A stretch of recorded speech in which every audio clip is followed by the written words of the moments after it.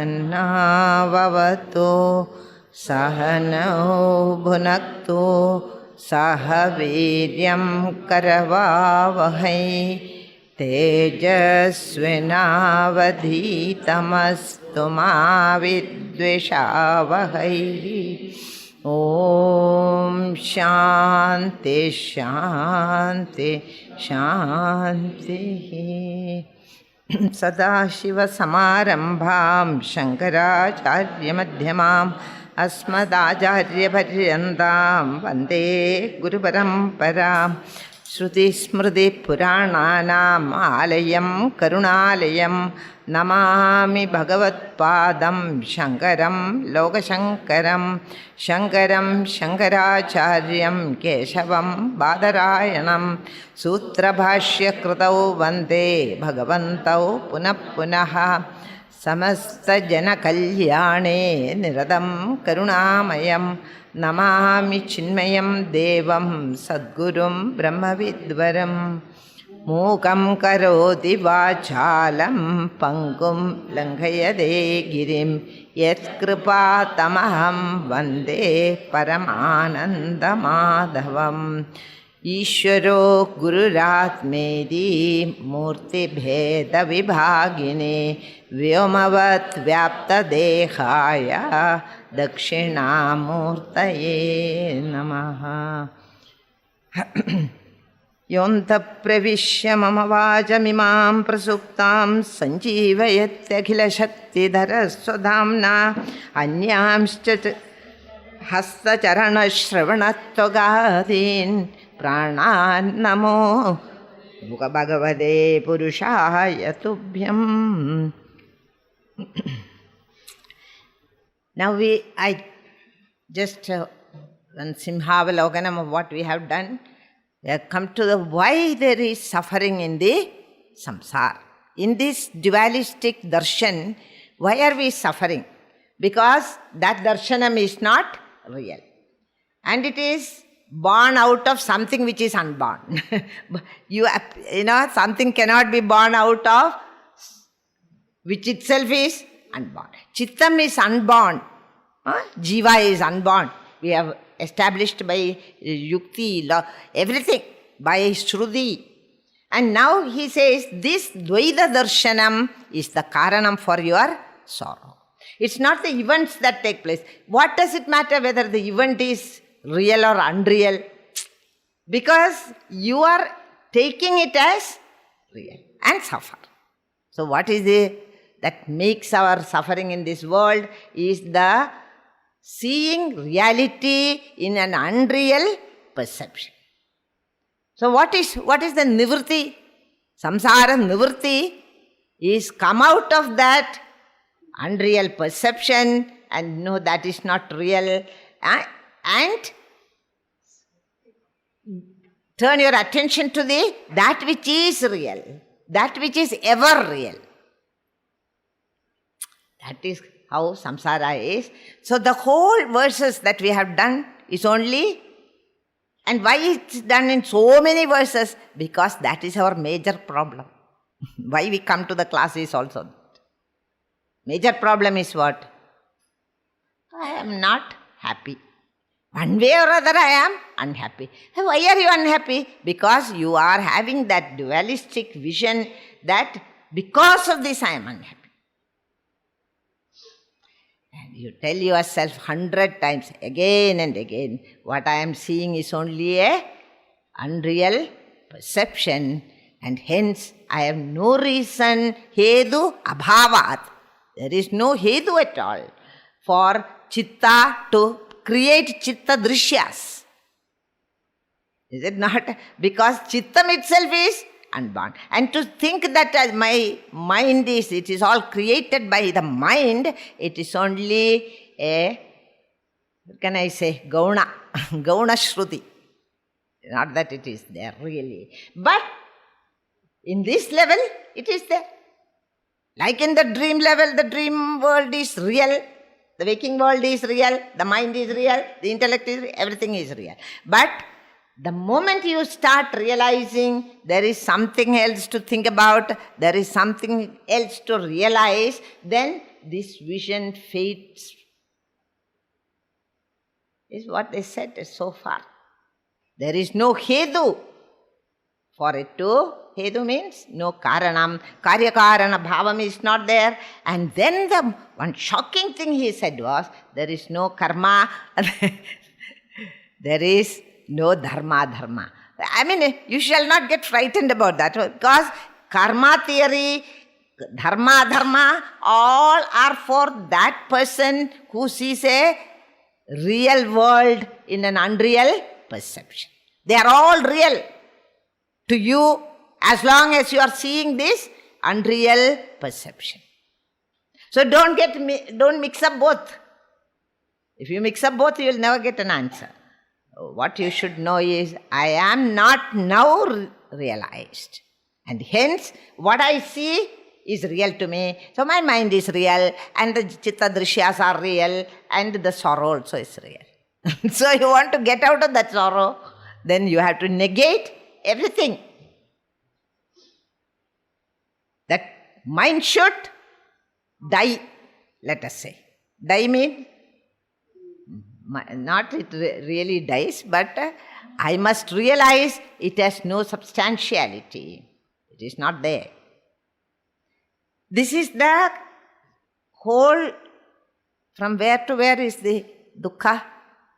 Some I gave you, 56, 7.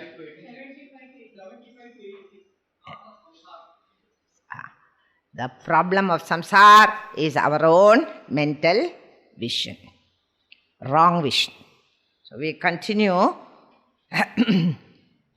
in that. I went through the bhashya because I wanted more clarity for that. And bhashya is very clear that you are seeing the duality because it is your. And how do I see? Maya. And what is mind? Maya at play is called the mind. Mind is the Maya. And the Maya shows you akhatita ghatana padiyasi Maya. That which is not there at all, it shows it is there. It gives reality to what is not real at all. Hence, that is called Maya, and mind is the highest Maya you can think of. And it goes here and there wandering, taking you along with it to the gullies of sorrow. Okay. So, if the mind is responsible, then why don't you use the mind in a positive way? Why you keep on thinking it is sorrow always? You can also change the mind to think it is all joy. That also you can do. Because both are unreal, but both are unreal. Both are chitta drishyams. Which is the verse? 77, huh? 80? Okay, but I must go back to the 77 to get the thought flow. Animittasya chittasya ya anutpatti samadvaya ajadasyaiva sarvasya chittadrishyam hi tadyataha. So he says nimittam of chittam is karmas. That karma thing I wanted to say. Tell you, nimittam or the karanam of the birth of the mind is karmas. What karmas? Punya karmas, papa karmas, mishra karmas are the reason for the birth. And the chittam is born because of these karmas. This is the Mimamsaka theory. Chitta's non-birth due to the absence of karmas. So if you want that chitta in its original state of non-origination, it's never born, then what should be the method? There is no karma. That is why karmas can never take you to realization. Impossible. Karmas can never take you to realization. So it has got only a relative reality, actually not. But when you are here, you have got so many misconceptions, and one of the misconceptions is that karmas will take me to that birth or this birth or another birth. Punyam. Manushya birth or Deva birth, like that. That is one misconception. It is a Chitta Drishyam. And even Dharma, Advaya Darshanam puts an end to Dharma and put an end to the karmas. The karmas and dharmas are applicable only here. So if you are here, you must believe in karma theory. You understand? If you are here, you must be in the vortex of dharma and adharma. If you are not here, nothing of this applies to you. This is all he is saying. Don't say, no, now karma theory is gone, now I don't have to bother. I can do what I want. But where are you? Have you understood this? This must be clearly embedded in your mind. If I am in a relatively real state, everything is valid. The whole Shastra is valid. To that person who has not awakened to his true nature, all these are valid. I should do only good karmas because I must get a good birth hereafter. Birth also is valid. To whom? To who thinks mind has given birth to subject, object, that, this. Such a person who has got the Maya Darshanam all the time. Whatever you are seeing is only Maya. Why you take away the reality from our little world? I am not taking. Gaudapada is saying that the one real thing which is Atman appears to be many due to Maya. Saeva Maya Parimohidatma. In the Kaivalya Upanishad, Saeva Maya Parimohidatma. And he thinks he is a vikar. He thinks he is Triyanna Panadi Vichitra Bhogai. Paritripti Medi. He becomes satisfied with that. Paritripti. I am a vikar. I am a dreamer. I am a deep sleeper. Everything is only the thoughts of the mind. And the mind is not even there. Mind is an abhasam, chittabhasam, jatyabhasam, everything is abhasam. Abhasam means only one reflection, like, not real. So then he had said that in the previous verse, even when it is colored by false perception, but the mind is always unborn. Now I am getting all vision of wrong things and think they are real. But even at that time, the mind is not born. That the birth of the mind itself is the first abhasa. The first misconception is that the mind is born. Mind is not born. How to put it? The snake was never born at any time. The snake was only a thought.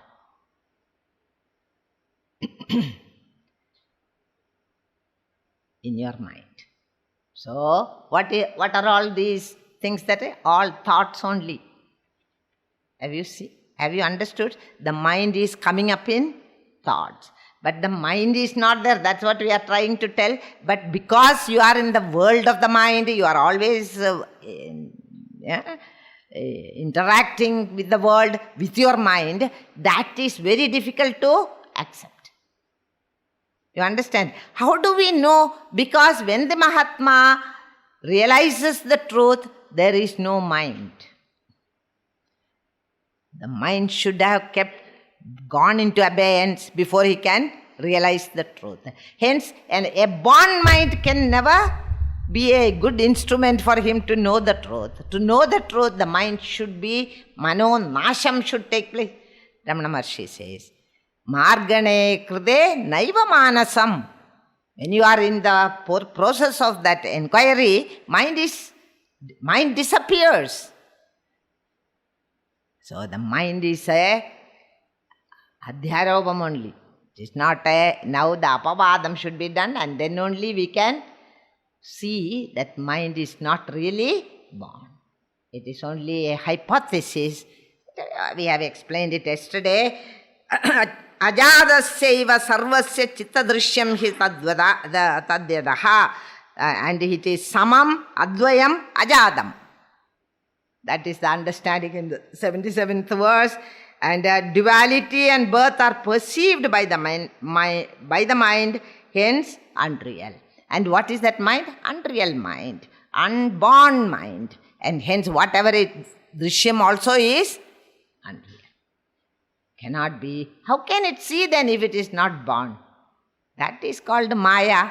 How can the 18th horse come to settle the problem of the 17 horses? Understand? And after it came, it is not your horse, it is my horse, and that fellow takes his horse and goes away. So the Maya horse solved the problem. Yes or no? So also the Maya mind solve the problems. And everything is mithya only. Deep thinking is required. However much I try to explain, it will not be clear to you until you yourself awaken to the fact that all these are mere imaginations, sankalpa. And sankalpa, has it got any substantiality? No. Like you see the alada and the patterns have no substantiality. You may think it is born out of alada. No. It's born out of the movement, somebody will say. Is it not? Where from it is born? It's not born at all. It's only an appearance. Vivartam. Alada patterns are only vivartam. All this gadbid janchat that is going on here is only like the alada patterns. They are not real. Really real. They are not really real. Okay? Get this idea sink into your mind. Then only you will be able to understand this portion of the book. Otherwise you can't. Again and again. Gurudev had written beautifully this portion. So please read again and again that unless to the one who has transcended the mind, there is no more any grinning world to threaten or any smiling world to charm him. That's what he writes. There is neither a grinning world nor a charming world for such a man who has transcended his mind. Gurudev's language cannot be beaten. It is but an illusion of the mind. Thus in the self-realized one, his illusory mind has rolled itself off from its substratum, the eternal truth. In the eternal truth, you are seeing a covering the illusory mind. That mind rolls itself out and the truth shines in all its brilliance. From where did it come, that Maya? From that alone. And we can give the beautiful example of the sun. Itself is a seeming karanam for the cloud, because it takes away the water from the ocean and makes the clouds. That which is born because of the sun itself covers the sun. The most beautiful example for this is that it covers the sun. And then we say clouds are covering the sun. And where from the clouds came? From the sun itself. In the same way, the Maya, that is the Shakti of the Paramatma. Brahmashraya Maya itself covers the truth. Itself is the cause of your non-apprehension of truth. And it gives you a misapprehension also in the form of the pluralistic world. This much if you understand, it will be good. And then in the self-realized one, his mind has rolled off from its substratum. What is the substratum? Atman, the self, is the substratum. From that, the covering is removed. By what? What can remove that cover? You should go to a teacher. You should study. You should have Shraddha in the Shastra. And also live a divine life. How many things? Viveka, Vairagya should be there. Not only Viveka is there, yes, I know that is all unreal, this is real. But do you have Vairagya towards what is not unreal? That I don't have. All my attachment is here. But I have understood there is something real. If you don't want the real and you are playing with the unreal all your life and many lives, then you will never know the truth. Bahunam janmanam ante jnanavan mam prapadyate. Not others. It's very difficult. Overnight you cannot get away from the world in which you are living. But slowly, slowly you have to detach from the world of unreality and tune your attention to that which is real. This detached attachment is very, very necessary, because if you withdraw the mind from the world of plurality, then the mind cannot keep quiet even for a second. You know that. Mind have some genie she's. You have to give it some work. And what work you give? Go up and down the pole. That is the end of the pole. That's a beautiful example. Then you will know the truth, he said. Now the next 78. Buddhva animittadam satyam hedum pradhaganapnuvan vidashokam tadha kamam abhayam padamashnude. So, Buddhva animittadam, having thus realized the absence of causality, there are three things which is there always, are all tricks of the mind, but it is there. What are they? The first unreal thing that will come into your life is time. Time is not there. But as you get, when you are sleeping, there is no time at all. When you wake up, immediately, nobody need to tell you what is the time is the first question. Is it not? You get up after a long sleep and then immediately look at the watch. What is the time? When did I go to sleep? 5 hours I had slept. Time is a product of that unreal mind. Okay? And what else? Space also. Time and space are continuum, interconnected. You cannot say only time. Suppose you have to travel some distance, it is associated with time. In 4 hours, I traveled 200 kilometers. If you say that space and time are connected together, they are called space-time continuum. Einstein had brought about all this in his theories, that space and time are interconnected.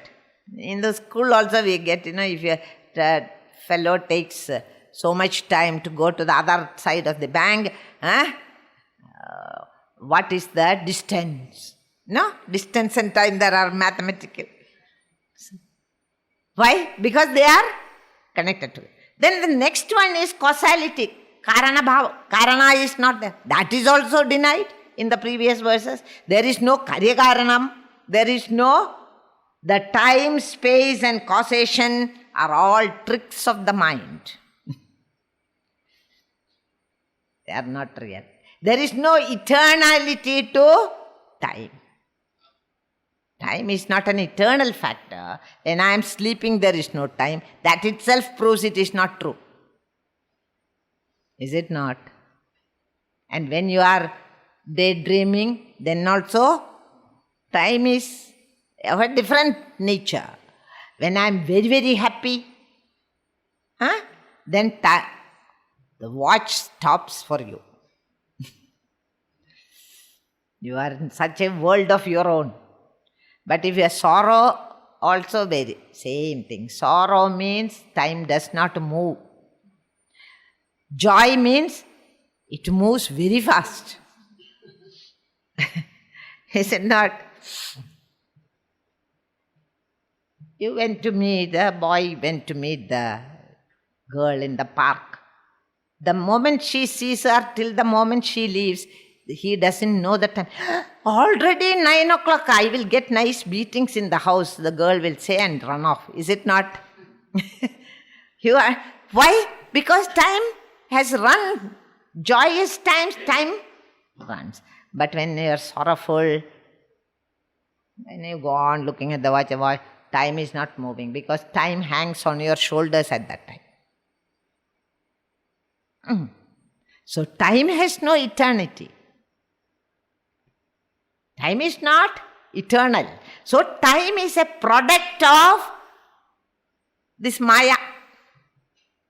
Maya Karyam is time. Maya Karyam is space. Maya Karyam is causation. The Gurudev always used to say one of the great hobbies of the intellect is causation hunting. Causation hunting. For everything you say, why, what, like that. And why can never be answered. Because there is a little gap between that and this. So the causation will remain. Always you will ask, why? Who knows? What came first? Causation. So causality, time, space, causality are all, causation are all, mind's tricks. Causation is but a trick of the mind. There is no such thing. And he says causation and causality cannot exist or function except in a field of time and space. So, because something is a cause, the karyam will be in the future. Karanam is now. The karyam will be in the future. It depends on time. Immediately it doesn't happen.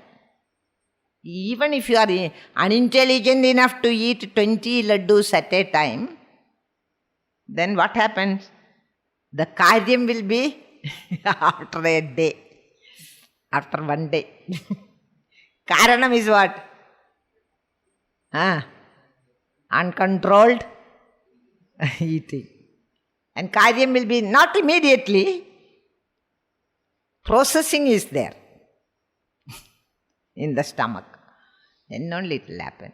So causation is in the field of time and space. If you say, if you keep the mind on a tripod, the three legs of that tripod will be time, space and causality, causation. They are all interdependent. They are all equally unreal because it is the trick of the mind, and whatever the mind produces, the chitta drishyams are all unreal, and time and space also is unreal. If at all you happen to realize the self, that will be a timeless experience. We understood? So the question, when will I realize itself, the question is wrong. There is no when. When is not there. Suddenly, Ajirat, Bhagavan says. When will I realize? Arjuna asks. Ajirat. Before long. Depends on you. Then you realize you are that beyond time and space. Buddha Bhavya Bhavan Nadaha in the Vishnu Sahasranam. He is the Lord of time. Buddha Bhavya Bhavan Nadaha. Time ka bhi baap. Like that, Gurudev will say. Time ka bhi baap.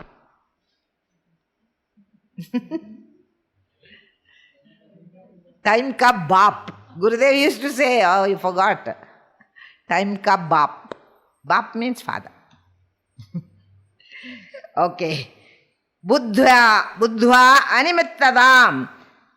That costlessness, which is paramartham, which is the only satyam you can think about. Satyam, hedum, pradak anaptuvan, who does not accept any reason. Hedu is not accepted.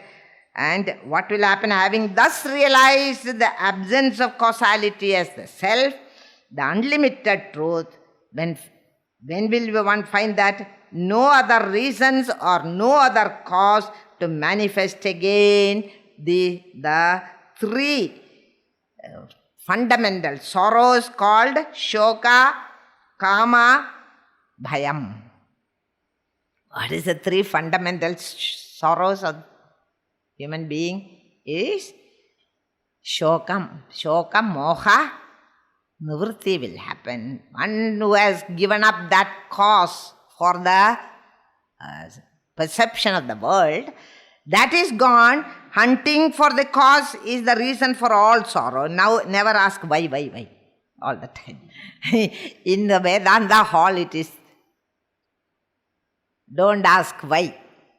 All other questions you can ask. Why did it happen? Why Bhagavan has made such a world? How do we know? We have to ask Bhagavan or whoever is responsible. Actually, who is responsible? You yourself. Not Bhagavan. So whom should you ask? You are creating a world and you are asking me? Gurudev will say, you are creating your own stupid world and you are asking me why you create. Why? Why God has created. No creation. Ajadivadam is our Vadam. So then he says causation is but a trick of the mind. The causation and causality cannot exist or function except in a field of time and space. That you have to remember. In the conscious transcendence of the mind and intellect, once you transcend the mind and reaches that higher state of consciousness, one reaches the pinnacle of the spiritual liberation. The mindless state it is. Timeless. Because of that timeless, spaceless, everything. Desireless, vasana-less. Even a little vasana is there, you are here. So transcending everything, you reach that higher state wherein one shall not have any experience of grief, desire or fear. At this state, Vida, Shoka, Kama, Bhayam. Abhayam is its state. Abhayam is the state of Brahman. But we get the three fundamental sorrows. At the level of the intellect, we have grief, Shokam. Okay, Vida Shokam. And at the level of the mind is the seat of all emotions and feelings. Hence, Kamam, all desires are there. Desire, because you have got desire for this, that, Kama is there. And Bhayam at the level of body. You're always afraid for your body. Bhayam is there. It will die, it will have disease, this. So these three things gets destroyed. Abhayam padamashnude. And he attains that liberation or moksha as we call it, which is free from grief, desire and bhayam. None of these things are there with you anymore. So grief is gone. Why? Because the hedu is gone. Hedum pradag apnuvan. Having attained that which is not the hedu. Hedu pradag. not which is the Hedu. The Hedu is misunderstanding, and that misunderstanding is gone. Jnanam has taken place, and hence no more you are afraid of the world. Once you know that snake is not there at all, is there any fear of the snake? Fear is gone. Is there any desire for anything else? At that moment you are totally complete in yourself. I know the truth of the rope and I am not worried about anything. Is it not? Our knowledge is total. And then what happens? That which is created by the apparition of the snake vanishes. Fear goes away.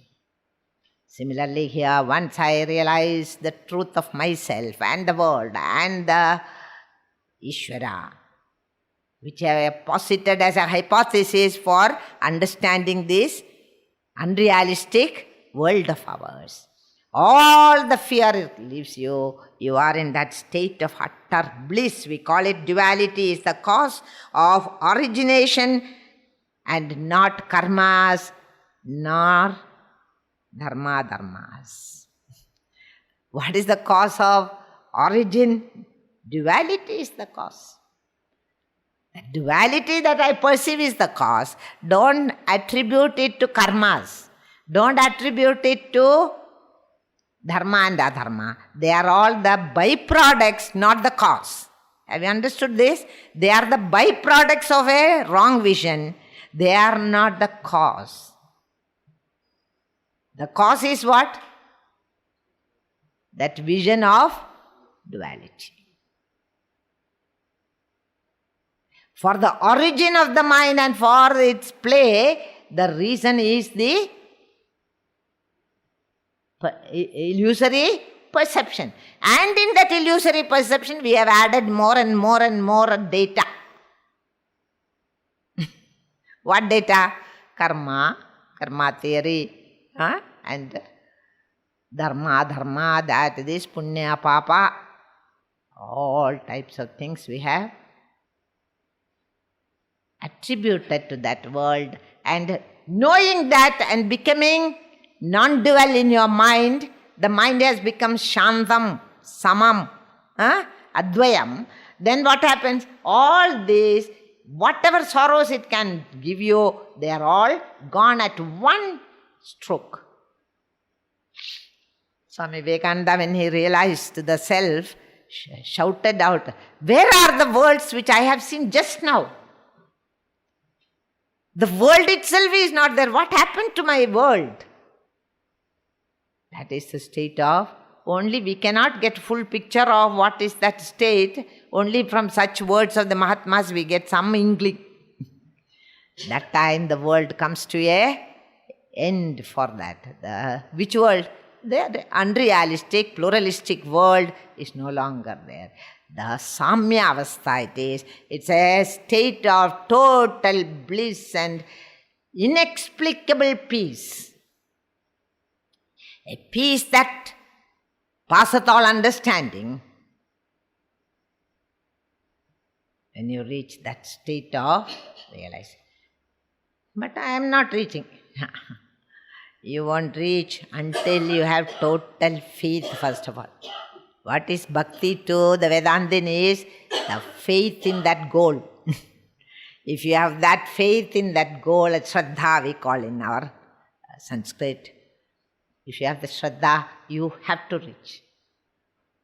But if you have no Shraddha, my Shraddha is a little diluted Shraddha.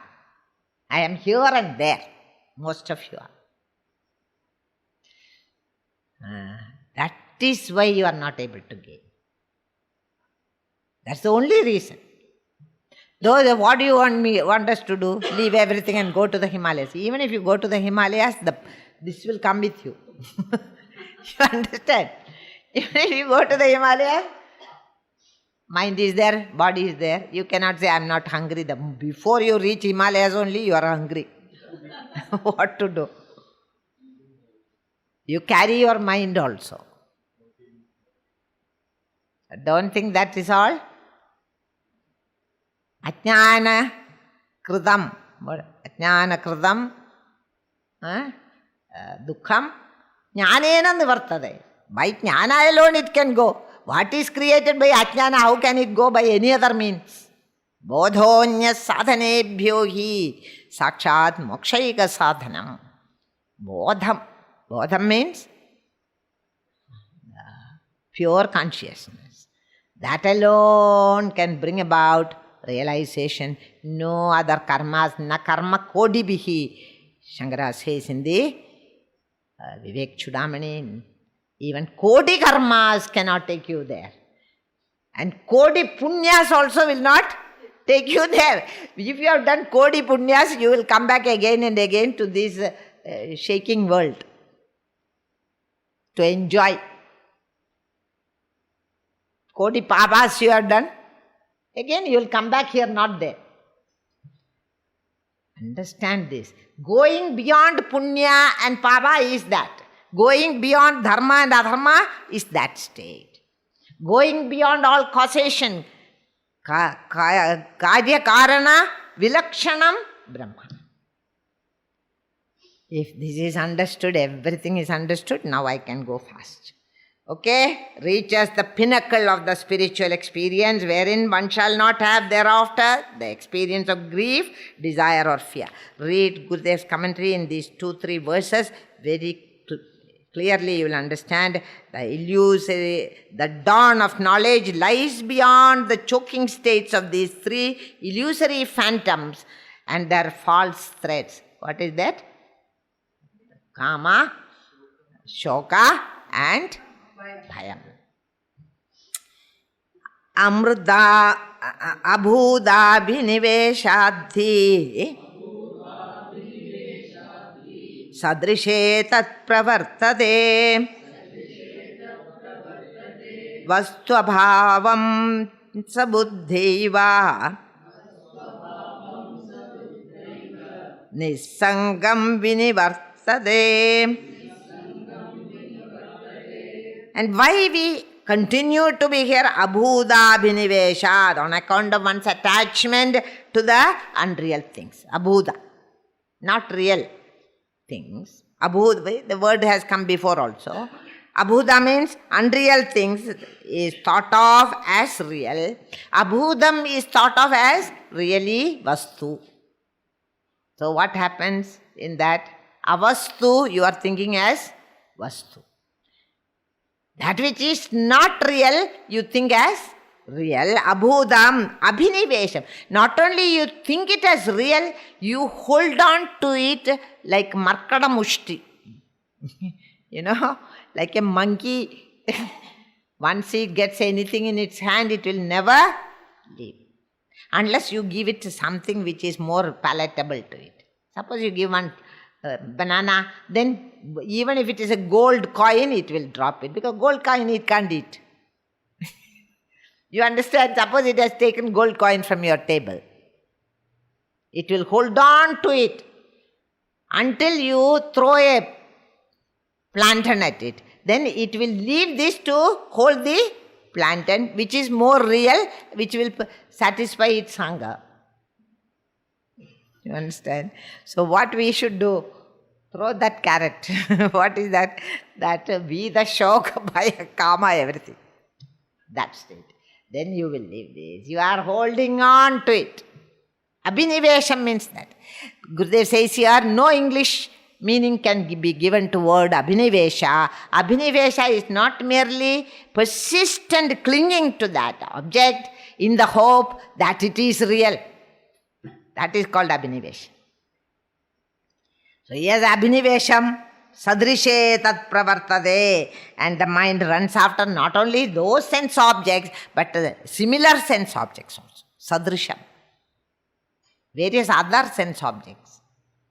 Equal in its reality with the first set of sense organ. It goes after another set of sense organ. Never a sense objects, because sense objects are plenty. You can go on from one to... See, if you have everything, 300 crore worth of a house in Bombay, and then you have everything, all the wealth that you can imagine. Then what do? Then you will buy an aeroplane. Sadrisham. Again you go to after sense objects which are equally unreal. But they are different. Then I will own my own aeroplane. Because I don't know what to do with the money. What to do? And I will earn more money. What will happen if you earn more money? Will it make you more happy? That's what they think. At least when you are poor, if you think like that, I can understand. The poverty-stricken man who has no food, no house, if he thinks a little money will be my happiness, that is understandable. But what is the point of those who are rolling in wealth and wanting more and more is the ultimate delusion that world can give them.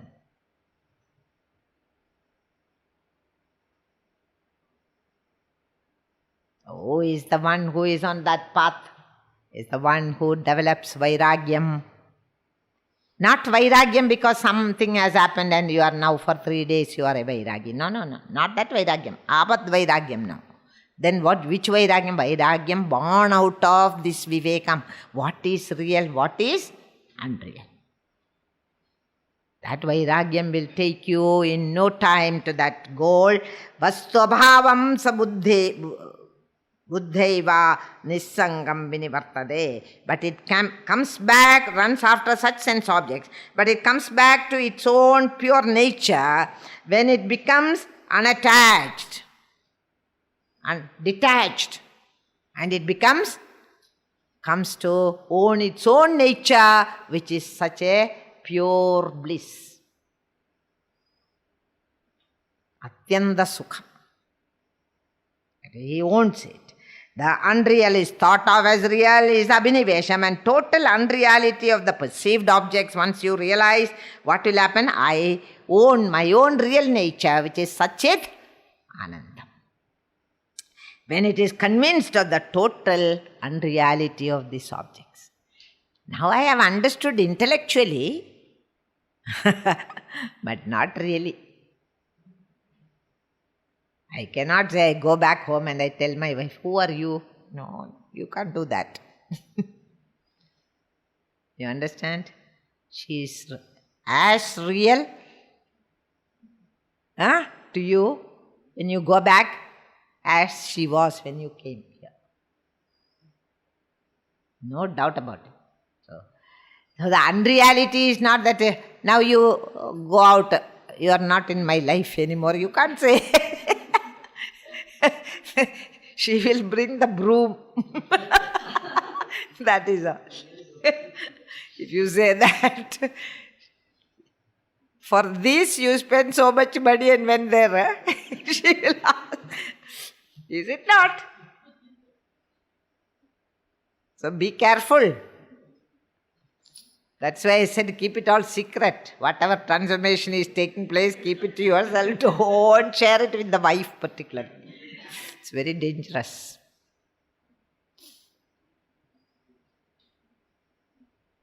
Like one lady told me, yeah, before I came to Gita class, I used to fight with my husband and I shout at him because he never does anything properly. Now I don't say anything because you have told us to have patience and that and that. So now he is shouting at me, Amma, again. I said, what for? Because before at least you used to bother and shout at me. Now you don't care only. What is this? Is this what you have learned in the Gita class? Understand? So you have to be you must know how to rope walk.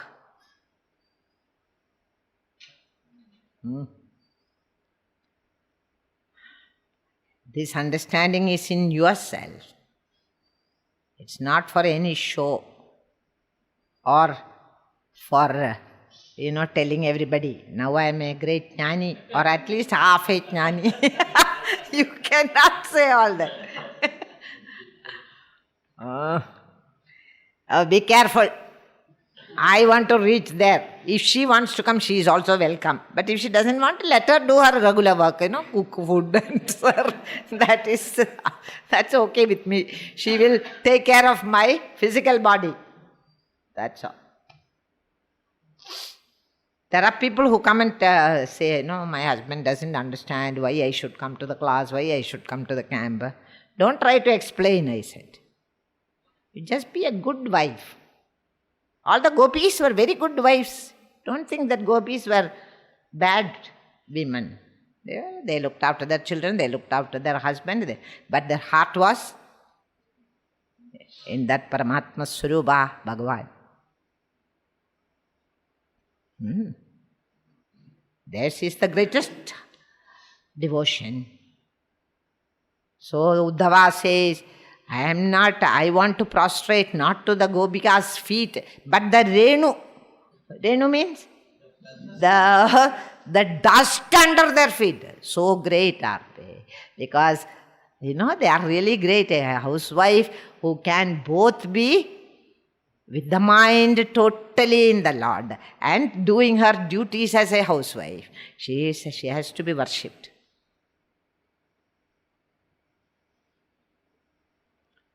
Don't think it are only people who leave everything and go away. They are all escapists mostly. You understand? In any circumstance, they excel. That is the quality of one man of realization. Whatever is the karma ranga in which he finds himself, he excels because he has no attachment to the results of his work. And hence he will be, and everybody will think, and then he will neglect the whole family. No, he won't. He's the only one who will never neglect the family. Others will neglect because sadrisham things are available there. One thing is attractive here, another thing is attractive there. So they will be running around in the world. Now, this knowledge can make you a full rounded personality. Whether if you are a grihastha, you will be an ideal grihastha like Ramachandraji. You understand? If you are a sannyasi, you will be a great sannyasi if you have understood the truth. If you are only dress sannyasis, God save you. And neither there nor here. Okay. This is the truth. I talk to you only truth because I am a seeker of truth. There are people at various levels of evolution, be he a sannyasi, be he a grihastha.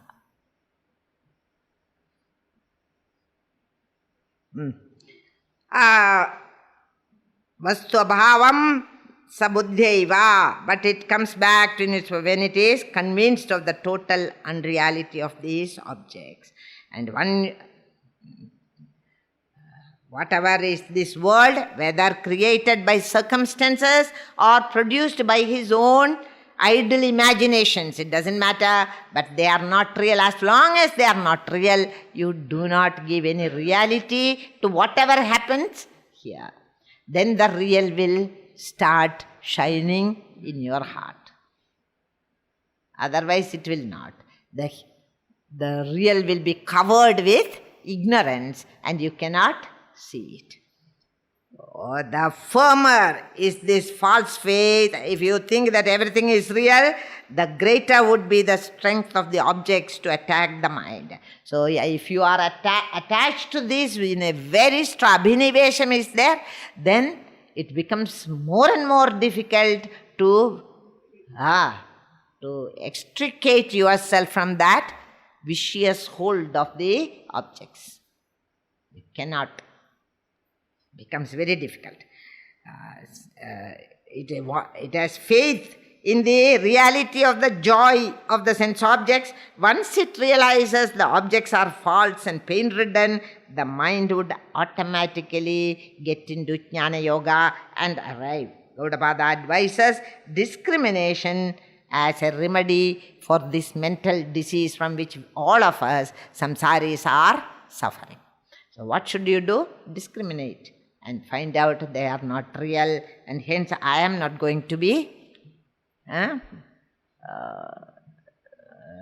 enslaved by my sense organs or the sense objects.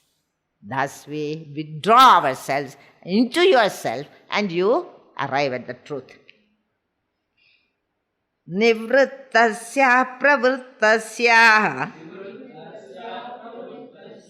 nischala hi tada sthidihi vishaya sahi buddhanam tatsamyamajamadvayam.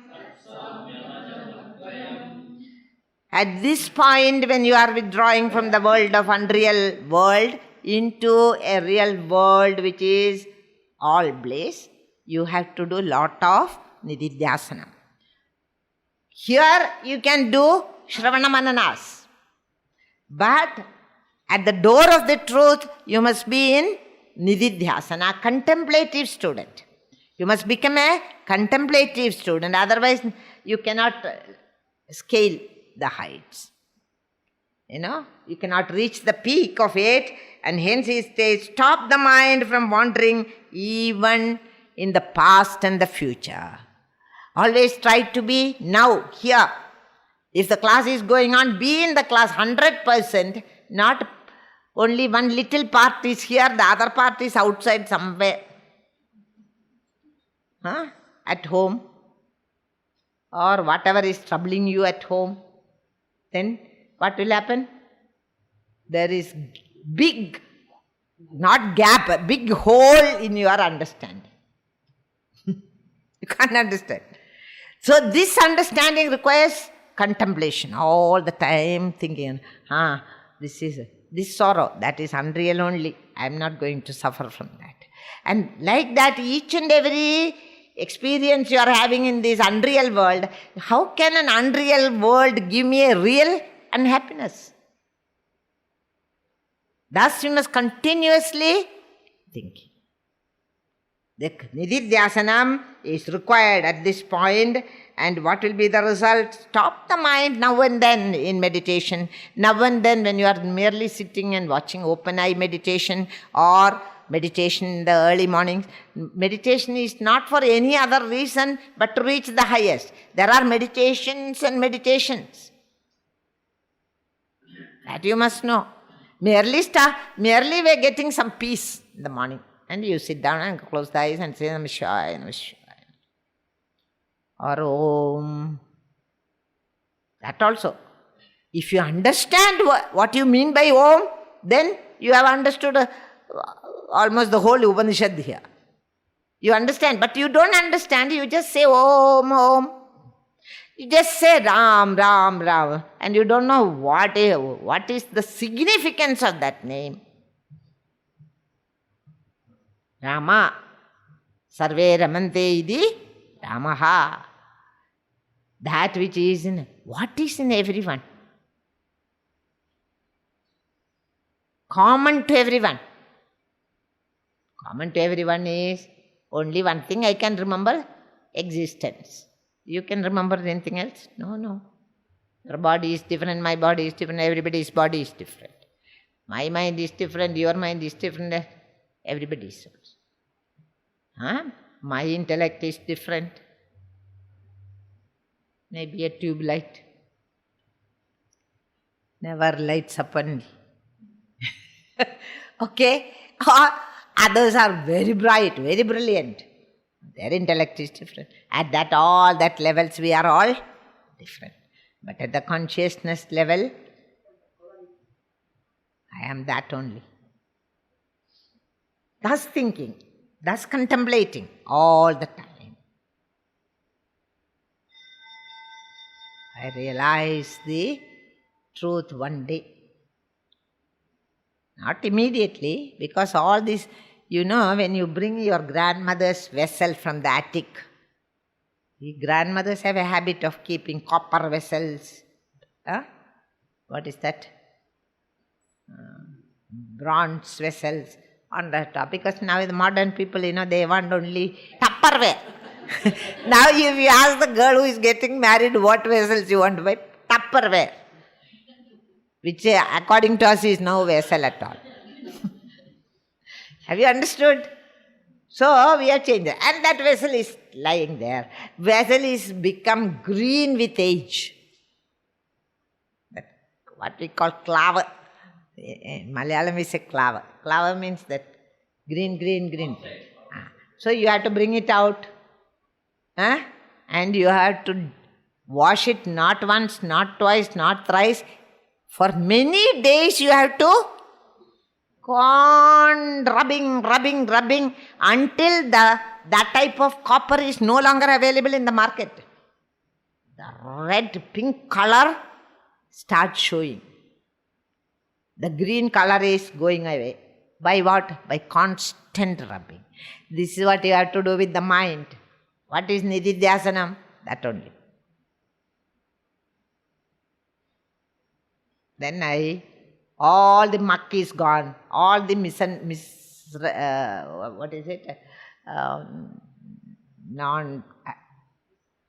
misapprehension is gone. All the misapprehensions must be rubbed out of your system. Then the Surya Tulyam, in one book I read which I liked very much. Surya Tulyam, like the sun, it will shine within you. You become enlightened. This type of Nididhyasanam makes that person an enlightened person. In his whole body you can see the brightness of the truth which he entombs, as it were. You understand? That is why we have to do Nididhyasana. Nobody, our great teachers of yore, they have not given us the sadhanas just like that because they are killers of joy. No. They have given every sadhana with a purpose. That purpose is, I realize my true nature. I should not take more than that time because I have to. Shall we do it after the next class? Because there is some more word. This thing. Tada sthiti. I have to explain every word. So we do afterwards. Om Purnamada Purnamidam Purnat Purnamudachyate Purnasya Purnameva